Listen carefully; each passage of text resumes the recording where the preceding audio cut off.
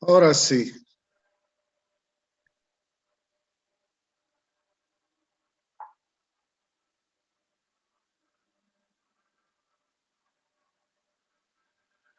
¿Ven mi pantalla? Sí, doctor.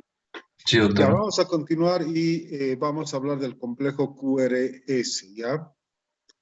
Voy a admitir a 3 más de tus compañeros. Serán los últimos.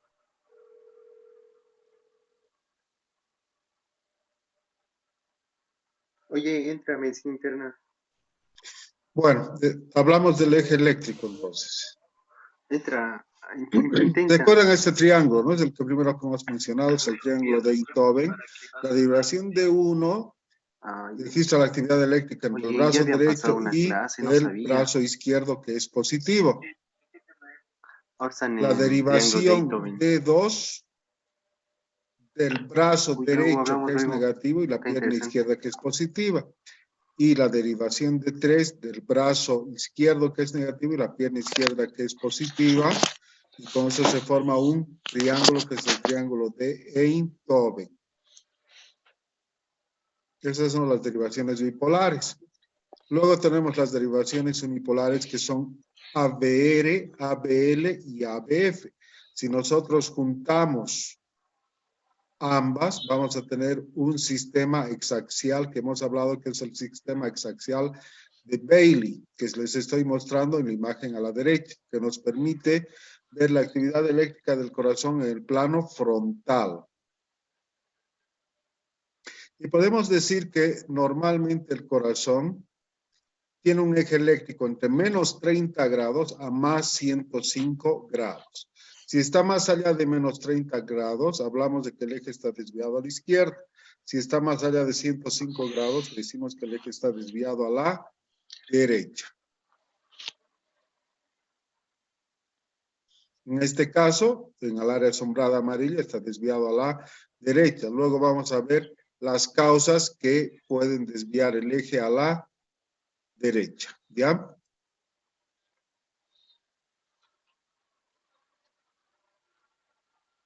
En este caso, si está más allá de menos 30 grados, está desviado a la izquierda. Cuando hablamos de eje eléctrico, se puede sacar el eje eléctrico de la onda P, del complejo QRS y de la onda T, pero prácticamente sacamos el eje eléctrico del complejo QRS, que es el que más nos interesa. Y existen 2 formas de medir y sacar el eje eléctrico. Tenemos acá las derivaciones bipolares. En esta tenemos la derivación D1, que va de 0 a 180 grados. La derivación D2, que va a más 60 grados. Y la derivación D3, que va a más 120 grados. Lo que podemos hacer es medir la amplitud del complejo QRS en milímetros en D1, por ejemplo, que sea 10, y medir la amplitud del complejo QRS en la derivación D3, por ejemplo, que sean otros 10, y se saca un sistema de coordenadas y se saca un vector resultante, como es el que vamos a ver. Acá tenemos la derivación D1, tenemos 5, 10, 15, 16, ¿no es cierto? A ver, un minutito. 16, ¿no? Entonces, sobre la derivación de 1, contamos 5, 10, 15 y 16. Después, en D3, por ejemplo, tenemos 5 y unimos por un sistema de coordenadas y vamos a obtener que el eje eléctrico está más o menos en 60 grados, ¿ya? Que es un eje eléctrico normal, hemos dicho entre menos 30 y más 105 grados. Con fines prácticos, con 2 derivaciones que son la derivación D1 y con la derivación ABF, podemos dividir el plano frontal en 4 cuadrantes. Normal, entre 0 y 90 grados, desviada de izquierda entre 0 y menos 90, y a la derecha más allá de 90. Eso quiere decir que si la derivación D1 es positiva, quiere decir que el eje eléctrico está viniendo para este lado.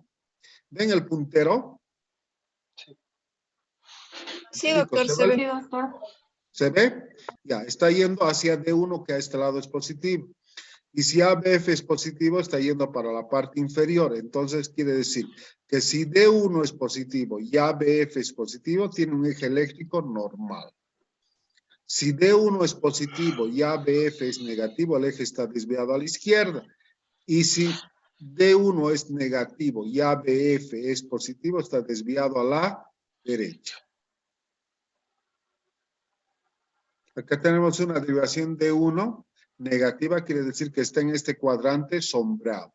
Ya cuando veamos algunos electros en unos minutos más, vamos a poder practicar un poquito esto. En este caso, D3 es negativo y ABF es negativo, está para la parte sombreada superior.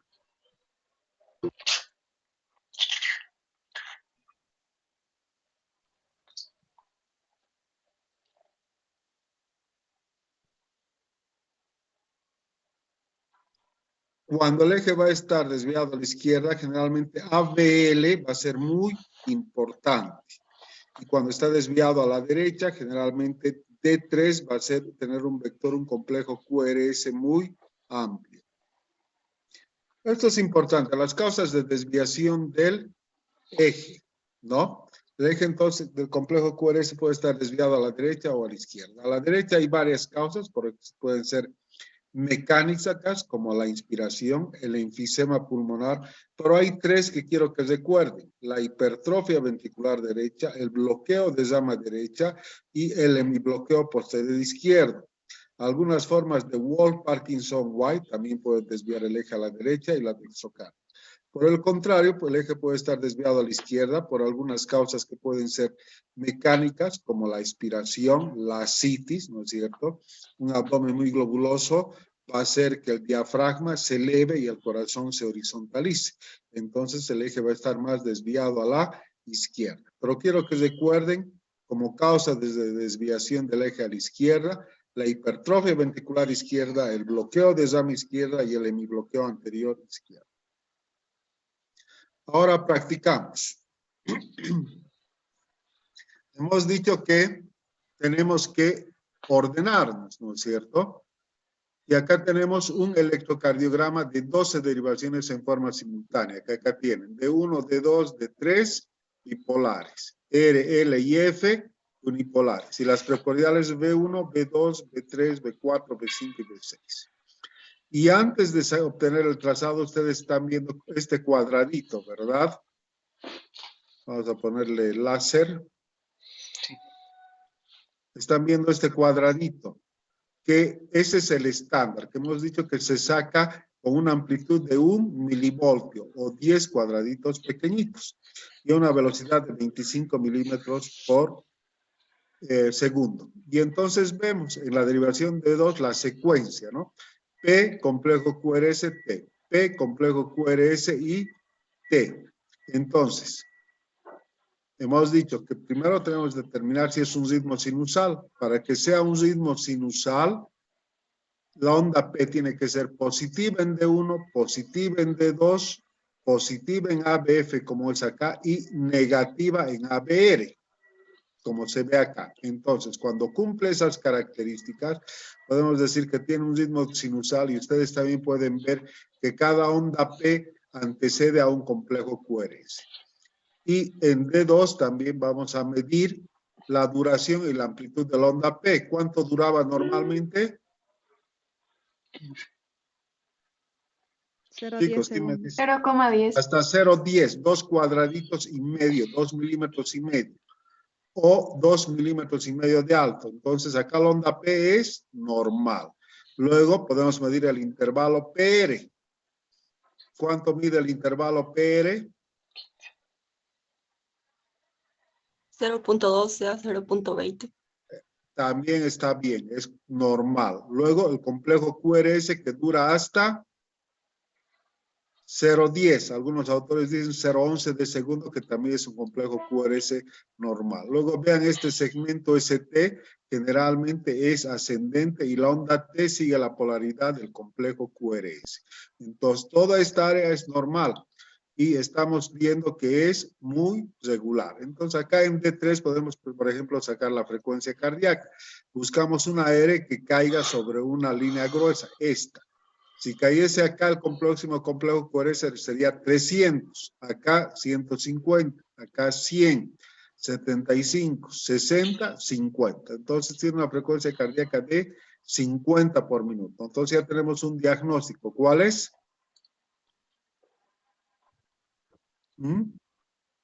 Bradicardia sinusal, ¿no es cierto? Ya tiene una bradicardia sinusal, porque lo normal es que late el corazón entre 60 o 100, si es menos de 60 llamamos bradicardia, si es más de 100 llamamos taquicardia, y es muy regular, por eso estamos sacando así. Ahora buscamos el eje eléctrico. Para el eje eléctrico vamos a tomar dos pasos. Primero nos fijamos el complejo QRS en D1. ¿Cómo es? ¿Es positivo o es negativo? Positivo. Positivo. Positivo. Luego buscamos el complejo QRS en ABF. ¿Es positivo o negativo? Positivo. Positivo. Positivo. Entonces, si D1 es positivo y ABF es positivo, tiene un eje eléctrico normal, entre 0 y 90 grados. Y después podemos buscar la perpendicular. Acá no tenemos una perpendicular, pero vamos a buscar otro electrodo donde tenga alguna perpendicular que nos pueda servir mejor, ¿ya?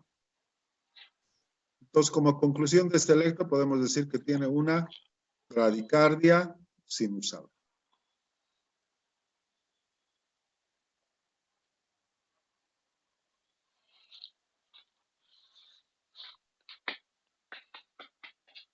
Vamos a admitir a alguien más.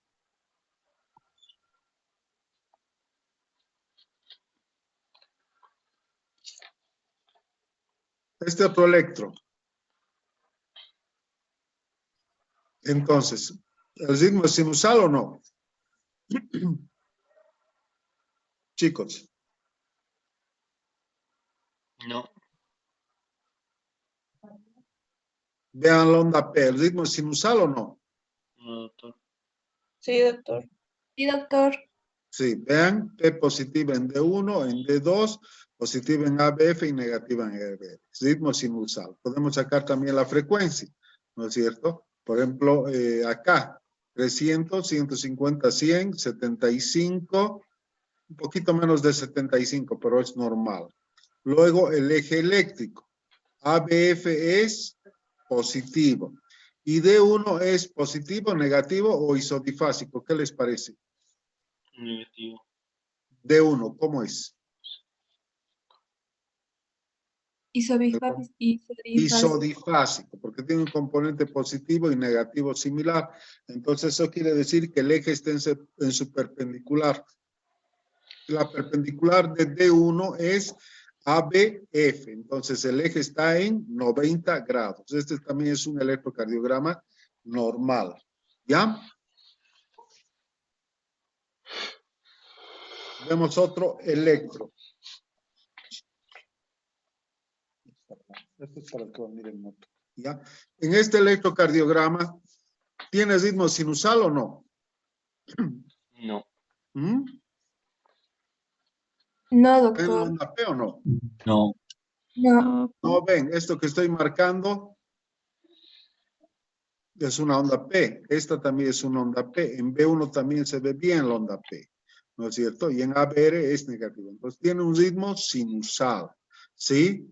Su frecuencia cardíaca 300, 150, 100, 75, 60, 50, 40. Baja, frecuencia cardíaca baja, ¿no es cierto? Entonces, sabemos que tiene una bradicardia. Pero si se fijan ustedes en la derivación de 2, acá tiene una onda P, aquí tiene otra onda P, esta no conduce y acá tiene otra. Entonces tiene, acá en D3 también se ve dos ondas P, una conduce, la otra no. ¿No es cierto? Eso se llama bloqueo AB de segundo grado. ¿Y el eje eléctrico D1 es positivo o negativo? Positivo. Positivo. ¿Y ABF es positivo o negativo? Negativo. Negativo. Entonces, ¿el eje eléctrico dónde está? Si ABF es negativo. ¿Mm? A la izquierda. Exactamente, está desviado a la izquierda porque ABF es negativo. Estas cosas las van a ver practicando. Acá todo lo contrario, ¿verdad?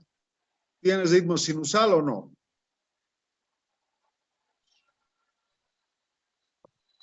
¿Ven las ondas PES o no? Sí. Sí, doctor, es tienes sinusal. ritmo sinusal. La frecuencia cardíaca, ¿quién se anima a sacar la frecuencia cardíaca aproximada? Taquicardia.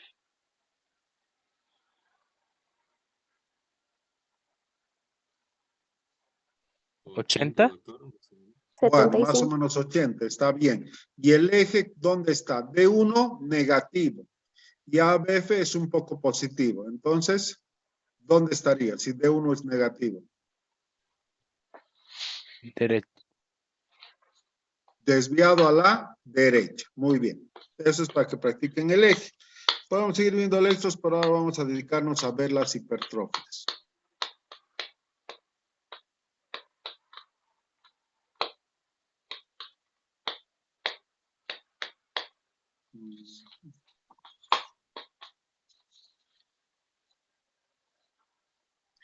Voy a dejar de compartir un minutito y vamos a entrar a otra página, ¿ya? Y después voy a compartir otra presentación.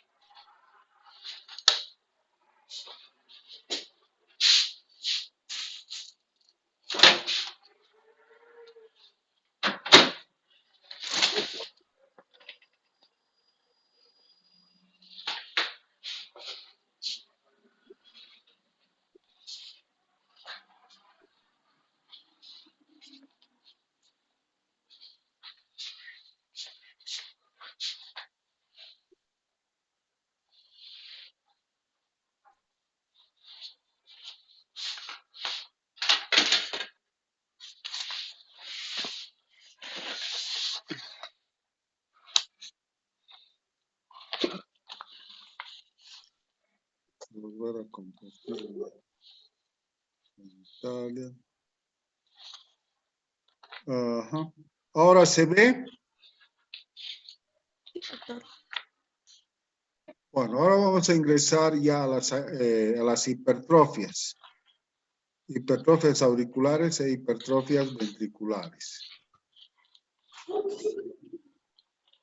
Bueno, aquí están viendo una onda P normal. La primera parte corresponde a la despolarización de la aurícula derecha y la segunda parte a la despolarización de la aurícula izquierda.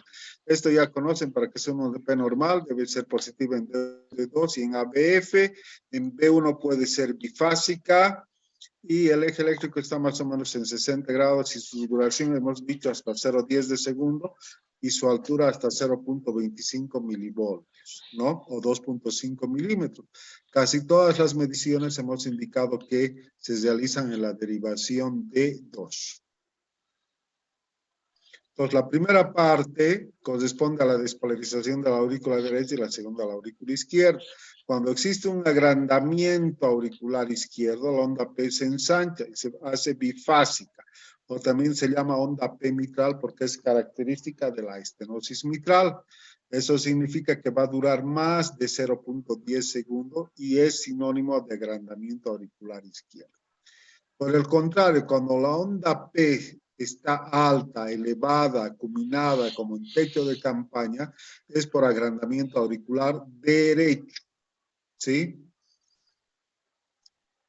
Entonces, otra forma de ver el agrandamiento auricular izquierdo es por un componente negativo muy importante de la derivación de 1. Eso vamos a ver cuando veamos algún electrocardiograma. Situaciones clínicas, ¿no? ¿Qué causas conocen que les pueden dar agrandamiento auricular derecho? ¿Mm? ¿Qué enfermedades?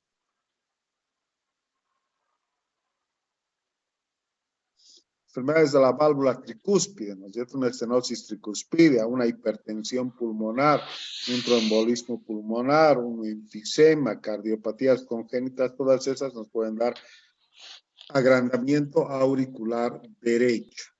La enfermedad de Epstein también es otra. Y acá estamos viendo agrandamiento auricular derecho. ¿Qué les parece la onda P? Está picuda. Está alta, elevada, ¿no? Acá la han medido y mide 3 milímetros. Normalmente hemos dicho hasta 2.5. Entonces, así se ve el agrandamiento auricular derecho. En este caso se está acompañando de bloqueo de llama derecha porque tiene un complejo QRS ancho. Y donde mejor se va a ver esta onda P va a ser en D2, en D3 y en ABF, como en este caso.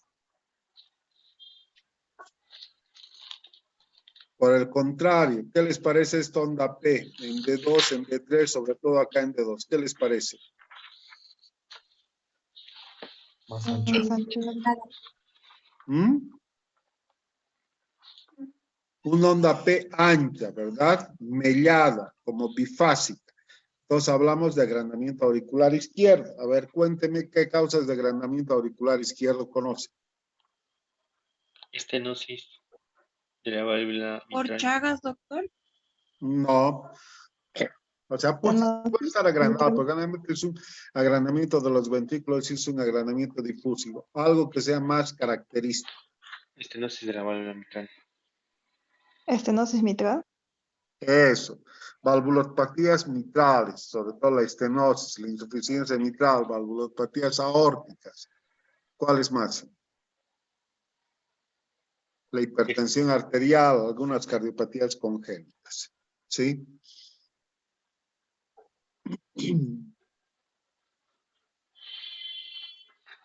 Y otra de las características del agrandamiento auricular izquierdo es, si ustedes ven en B1, tiene una onda P positivo o negativo.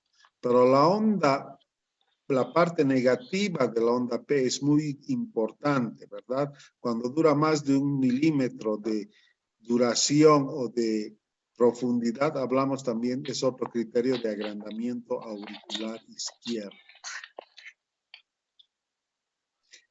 Ahora vamos a ver los agrandamientos ventriculares, las hipertrofias. Acá tenemos B1 y B6, dos derivaciones. Normalmente B1 es una onda R pequeña y una S profunda. En B6 es una Q pequeña y una S grande. Esto es lo normal. Pero cuando existe una mayor cantidad de músculo a nivel del ventrículo izquierdo, el eje puede estar desviado a la izquierda y este vector que va a ser más importante se va a acercar a B6, por lo que nos va a dar una onda R muy alta. Y como se aleja de B1, nos va a dar una S profunda. Esas son las características a nivel de las precordiales. Por el contrario, cuando existe agrandamiento ventricular derecho, esta pared del ventrículo derecho se hace muy importante. Entonces la R de B1 va a ser muy alta. Vamos a ver algunas, ¿sí?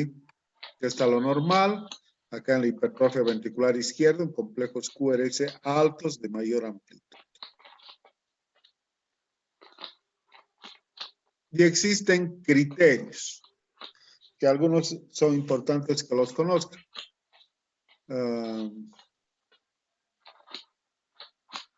Bueno, tenemos 10 minutos más, vamos a tratar de terminar en estos 10 minutos. En el agrandamiento ventricular izquierdo se caracteriza, hemos dicho, por desviación del complejo QRS a la izquierda, por el aumento de voltaje de las ondas R en B5 y B6. Ustedes están viendo acá la imagen abajo, R's altas en B5 y B6. Y S's profundas en B1 y B2, como se ve acá. Y existe un índice que se llama índice de Sokolov, que si sumamos la R de B5, de B6, que esté más alta, más la S de B1 o B2, cuando es mayor a 35 milímetros, es un criterio. Esto de la reflexión de intrinsecoide no les voy a enseñar. Desviación del plano frontal a la derecha tampoco. Y esto sí, existen anormalidades de la repolarización, sobre todo a nivel de las derivaciones izquierdas. Ustedes pueden fijarse acá en B6 y B5. Este ST está infradesnivelado con T negativa. Eso es no es normal y eso se llama alteraciones secundarias de la repolarización. Vamos bien. Acá, ¿qué les parece esta R en B4, por ejemplo? ¿Normal o está alta? Está alta. B4 en B5. ¿Ven mi puntero? Sí, doctor, está alta. En B4 sobre todo está muy elevada y este ST está infradesnivelado con T negativa. Y en D1 y en ABL también. Entonces esos datos de hipertrofia ventricular izquierda. Causas de hipertrofia ventricular izquierda. Hipertensión arterial. La hipertensión arterial, las valvulopatías aórticas, ¿no es cierto? ¿Alguna cardiopatía congénita que conozcan? La coartación aórtica. Existen otros criterios, hay uno de Zomingel, este es para hipertrofia ventricular izquierda, que indica cualquier R o S mayor de 20 milímetros, o S en B1 o B2 mayor a 30 milímetros, o R en B5 B6 mayor a 30 milímetros, le da un puntaje de 3 puntos. Los cambios del ST, si uno toma digital, pueden alterarse. O sea, van a tener mayor valor si uno no toma digital y puede valer 3 puntos. Si existe además agrandamiento auricular izquierdo, también tiene un valor. Si el eje está desviado a la izquierda, 2 puntos más. Y la duración del QRS. Entonces, cuando sumamos este, tiene más de 5 puntos, podemos decir que tiene una hipertrofia ventricular izquierda. Cuando tiene menos, podemos decir que posiblemente puede tener una hipertrofia. Y una hipertrofia ventricular izquierda se va a ver así. ¿Qué les llama la atención? Eres altas, ¿no? En B5, B4, en D1 y en ABL. Y así aquí sí podemos sacar el índice de Sokolov. Podemos medir la R de B5. Acá tenemos 5, 10, 15, 20, 25, 28 cuadros, 28 milímetros. Y sumamos a V1, 5, 10, 15, 20, ya va más de 40. Entonces, cuando pasa de 35 milímetros, ya decimos que tiene un índice de Sokolov positivo, criterio de hipertrofia ventricular izquierda. Entonces, R's altas en derivaciones izquierdas también. La R de D1 más la S de D3 cuando es mayor a 25 milímetros también es otro criterio de hipertrofia ventricular izquierda. Estos cambios de la repolarización que están viendo también, lo propio. Hablamos de hipertrofia ventricular derecha. Ustedes están viendo la parte libre de la pared del ventrículo derecho, está hipertrofiada gruesa y eso va a hacer que en V1 la onda R sea muy alta, muy elevada. Y son signos, eje desviado a la derecha, aumento de voltaje de las ondas R en B1 y B2, un índice de Lewis menor a 14, este de Cabrera, hay varios, pero con que sepan algunos importantes va a ser suficiente. Las normalidades de la depolarización ventricular en B1 y B2 sobre todo, y signos de crecimiento auricular derecho también es un dato indirecto de agrandamiento ventricular derecho. Causas de hipertrofia ventricular derecha.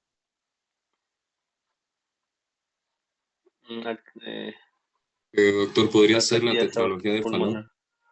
Puede ser la tetralogía de Fallot, la hipertensión pulmonar por cualquier origen, ¿cierto? Desde el tabaquismo hasta la embolia de pulmón. Y acá estamos viendo un electrocardiograma típico característico de hipertrofia ventricular derecha. ¿Dónde está el eje eléctrico? D1 negativo, ABF positivo. El eje eléctrico está desviado a la Izquierda. Derecha. derecha. Entonces ya tenemos un criterio. Vámonos a ver B1. ¿Cómo es B1? Onda. Tiene una onda R muy alta en B1 y B2. Normalmente en B1 tiene una R pequeñita y una S profunda. Pero acá estamos viendo todo lo contrario, una R alta. Y S que persisten hasta B5 y B6. ¿Por qué? Porque el eje se ha desviado a la derecha y está predominando. ¿Sí? Así se ve una hipertrofia ventricular derecha. Nuevamente, este otro electro. ¿Qué les parece?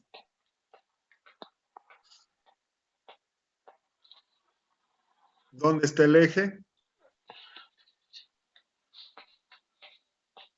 Desviado a la Desviado a la derecha. derecha. ¿Cómo es la onda P?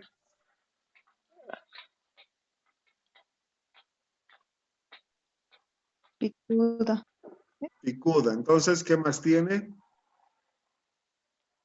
Agrandamiento auricular derecho, ¿verdad? Miren, en V1 y V2 tiene un P, pones el dedo encima, te pincha, ¿sí? Agrandamiento auricular derecho. Y tiene estas ondas R muy altas en V1 y en V2 y S profunda en V6. Obviamente son extremos de hipertrofia ventricular derecha. Esto generalmente podemos ver sobre todo en cardiopatías congénitas. Es una estenosis pulmonar, por ejemplo.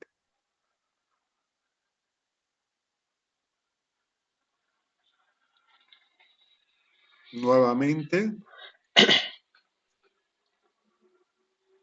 con un paciente con una estenosis valvular pulmonar, agrandamiento auricular derecho, mide 3.5 milímetros de alto. En V1 tiene ondas seres muy altas y estas alteraciones en la depolarización. Lo propio en B2 y en B6 tiene una persistencia de onda S. Agrandamiento auricular derecho. Y su eje desviado a la derecha. Y también podemos tener agrandamientos biventriculares, es decir, cuando tenemos una combinación de hallazgos tanto de hipertrofia ventricular izquierda como hipertrofia ventricular derecha, podemos decir que tiene agrandamiento biventricular o agrandamiento biauricular. En este caso, nuevamente, un agrandamiento auricular derecho, ¿sí? Por estas C altas, y ventricular derecho. Bueno, y ya son casos de la vida real, digamos, ¿no es cierto? ¿Qué les parece esta onda P en V1? Picuda. Altas. Alta, ¿no es cierto? Entonces, agrandamiento auricular derecho. ¿Cómo está el eje eléctrico? ¿Cómo es el complejo QRS en D1? ¿Negativo o positivo? Negativo. Negativo. ¿Y el ABF? Positivo. Los ejes desviado a la Izquierda. Derecha. derecha. Y están viendo una área alta en B1 y B2 con ST rectificado y T negativa. Entonces, también es un criterio a favor de hipertrofia ventricular derecha. ¿Sí?